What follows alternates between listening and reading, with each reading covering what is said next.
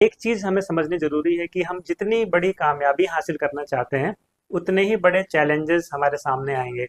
अगर इसको हम कुछ उदाहरण से समझें तो जैसे मान लीजिए कोई स्टूडेंट है जिसको सिर्फ 5th क्लास तक पढ़ाई करनी है, तो उसके पास चैलेंजेस भी बहुत कम आएँगे।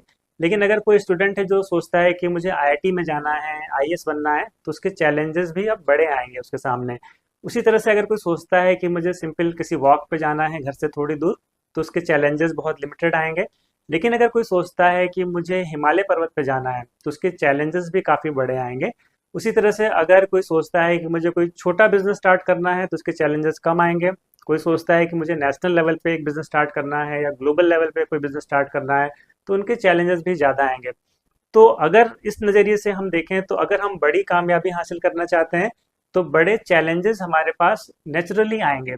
अब अगर हम इस प्रोसेस को नहीं समझते हैं, तो हम बड़ी कामयाबी तो चाहते हैं, लेकिन जब बड़े चैलेंजेस आते हैं, तो वो हमें नेचुरल नहीं लगते हैं, वो हमें अनएक्सपेक्टेड से लगते हैं और वहाँ पे हमें जैसे रिएक्ट करना चाहिए, वैसे हम नहीं कर पाते हैं, जिसकी वजह से हमें कामयाबी नहीं मिल पाती है।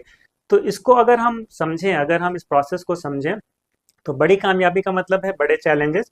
इसका मतलब क्या हुआ कि चैलेंजेस के प्रति हमारा जो एटीट्यूड है या हमारा जो नज़रिया है, ये मायने रखता है कि हम आगे चलकर कामयाब होंगे या नहीं होंगे।